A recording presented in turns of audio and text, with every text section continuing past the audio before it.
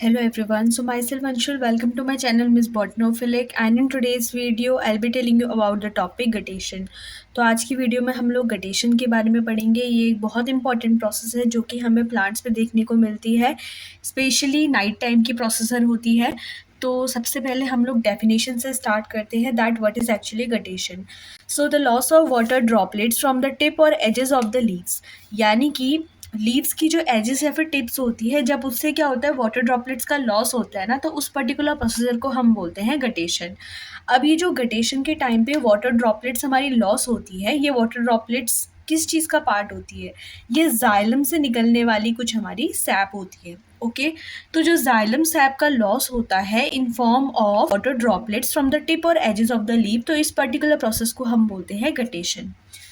Now next, क्या cause होते हैं गटेशन के, मतलब कि गटेशन किसकी वजह से होता है? तो गटेशन होता है रूट प्रेशर की वजह से, यानी कि ऐसा प्रेशर जो कि रूट्स पे क्रिएट होता है। तो इस रूट प्रेशर की वजह से क्या होता है, गटेशन की प्रोसेस देखने को मिलती है। अब इसके बाद से हम पढ़ते हैं कि it occur specially during the night when the rate of transpiration is very low and the stomata are closed. Okay, तो ये कुछ पॉइंट्स है जो कि आपको एसेस लिखने पड़ते हैं अगर आपसे एग्जाम में गटेशन के बारे में पूछा जाता है। तो गटेशन जनरली नाइट प्रोसीजर होता है, मतलब ये एक ऐसा प्रोसेस होता है जो कि नाइट के टाइम पे देखा जाता है। क्यों नाइट के टाइम पे होता है? बिकॉज उस टाइम पे जो रेट ऑफ ट्रांसपायरेशन होता है वो लो होता है, एज वेल एज जो हमारे स्टोमेटा होते हैं वो कैसे होते हैं, बिल्कुल क्लोज्ड होते हैं, बंद होते हैं। ओके, तो वाटर हमेशा मूव करता है from higher water potential to low water potential. आपको पता होनी चाहिए कि जो वाटर होता है वो हमेशा हाई वाटर पोटेंशियल से लोअर वाटर पोटेंशियल के टूवर्ड्स क्या करता है, मूव करता है। सो यहाँ पे क्या होता है, जब हम बोल रहे हैं कि गटेशन हो रहा है, मतलब कि वाटर का लॉस हो रहा है ड्रॉपलेट्स के फॉर्म पे, कहाँ कहाँ से? लीव्स की एजेस से, यानी कि वाटर कहाँ से कहाँ मूव कर रहा है? वाटर मूव कर रहा है सॉइल से रूट्स के टूवर्ड्स। अब मैंने आपको बोला कि जो वाटर होता है वो हमेशा मूव करता है from high water potential to lower water potential. इसका मतलब कि सॉइल का जो वाटर पोटेंशियल है वो कैसा होगा, हाई होगा, और रूट्स का वाटर पोटेंशियल कैसा होगा, लो होगा। तो अगर सॉइल है, लेट सपोज ये हमारी रूट्स है और ये हमारा सॉइल में प्रेजेंट है, सॉइल का वाटर पोटेंशियल ज़्यादा है और रूट्स का वाटर पोटेंशियल लेस है, तो वाटर कहाँ से कहाँ मूव करेगा? वो मूव करेगा फ्रॉम सॉइल टू रूट। क्या करेगा? हमारा जो वाटर है वो मूव करेगा। जब वाटर रूट्स के अंदर एंटर करता है तो रूट प्रेशर क्रिएट होता है। इस रूट प्रेशर की वजह से क्या होता है, जो वाटर होता है वो जाइलम पे राइज करता है, और राइज होने की वजह से क्या होता है कि वो नाइट के टाइम पे क्या करता है, वाटर ड्रॉपलेट्स के फॉर्म पे हमारा लीफ के एजेस से नीचे की तरफ गिरता है। ओके, तो वाटर पोटेंशियल का एक बहुत इंपॉर्टेंट रोल है गटेशन के प्रोसेस पे। Hence water start moving from soil to root and hence this moving water creates root pressure that causes the water to move upward through the xylem. और एक चीज आपने हमेशा याद रखनी है कि जाइलम और फ्लोएम के वर्क में क्या डिफरेंस होता है। जो जाइलम होता है वो वाटर का ट्रांसपोर्टेशन करता है और जो फ्लोएम होता है वो फूड का ट्रांसपोर्टेशन करता है। तो ये कभी कभी एमसीक्यू क्वेश्चंस में आ जाता है कि गटेशन की प्रोसेस पे जाइलम इन्वॉल्व होता है या फिर फ्लोएम। तो यहाँ पे जाइलम का इन्वॉल्वमेंट होता है और फ्लोएम का कोई भी इन्वॉल्वमेंट देखने को नहीं मिलता है। मोस्टली गटेशन की जो प्रोसेस होती है वो हर्बेशियस प्लांट्स में देखने को मिलती है, स्पेशली जो हमारी ग्रासेस होते हैं और बनाना होते हैं। Okay, now it occur by mean of some specialized tissue. कुछ स्पेशलाइज्ड टिश्यू के थ्रू हमारे गटेशन की प्रोसेस देखने को मिलती है और इन स्पेशलाइज्ड टिश्यूज़ को हम बोलते हैं हाइडिथोड्स। ओके, और ये जो हाइडिथोड्स होती है ना, ये कुछ स्पेशलाइज्ड टिश्यूज़ यानी कि सेल्स से क्या होती है, सराउंडेड रहती है।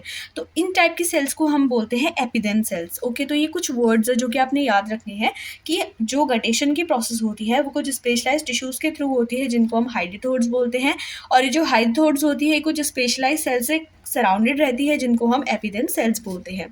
इसके बाद से हम बात करते हैं फ्लूइड लॉस के बारे में। तो देखो गटेशन के टाइम पे फ्लूइड का लॉस तो हो रहा है ना, जिसको हमने बोला कि वो जाइलम सैप है। तो ये जो फ्लूइड का लॉस हो रहा है ये प्योर है या फिर इम्प्योर है? तो जनरली ये जो फ्लूइड का लॉस होता है ये हमारा नॉट प्योर होता है, यानी कि प्योरिटी इसमें बिल्कुल भी नहीं होती है। जो वाटर लॉस हो रहा है वो इम्प्योर है। It contain salt, sugar and other nutrient like potassium and enzymes. Okay, जिस वजह से हम बोलते हैं कि गटेशन के टाइम पे जो वाटर का लॉस होगा वो कैसा होगा, वो इम्प्योर होगा। So now let's talk about the advantage and the disadvantage of guttation. तो सबसे पहले हम एडवांटेज देख लेते हैं। बहुत लेस यानी कि बहुत कम इसके एडवांटेज होते हैं। Salt deposit on the leaf plasmolyze and kill the pathogen entering the cell. जैसे कि मैंने आपको बोला कि इसमें जो फ्लूइड लॉस होता है वो हमारा इम्प्योर होता है। तो आपने इवेपोरेशन की प्रोसेस तो सुनी होगी। जैसे कि मैंने बोला कि इसमें क्या होता है कि फ्लूइड होता है वो इम्प्योर होता है, तो क्या करते हैं यहाँ से वाटर तो इवेपोरेट हो गया और जो सेल्स यानी कि जो हाइडिथोड्स की ओपनिंग होती है वहाँ पे कुछ सॉल्ट डिपॉजिट रहता है।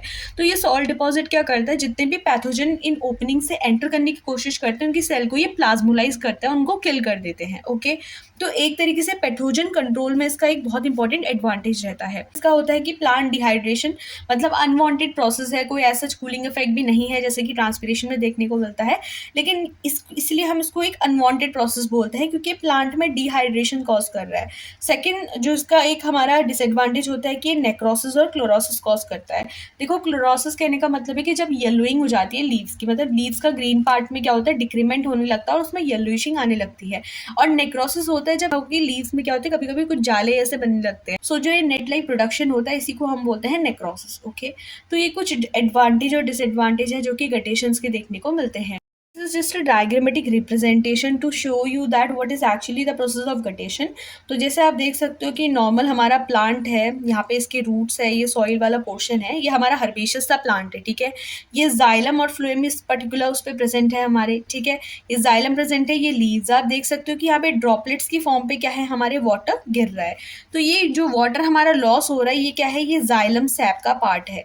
रात को रूट प्रेशर क्रिएट हुआ, सॉइल का जो हमारा वाटर पोटेंशियल था वो ज़्यादा था और रूट्स का वाटर पोटेंशियल क्या था, रूट सेल्स का वो कम था। तो वाटर कहाँ से कहाँ मूव करेगा, वाटर मूव करेगा सॉइल से रूट्स की टुवर्ड्स।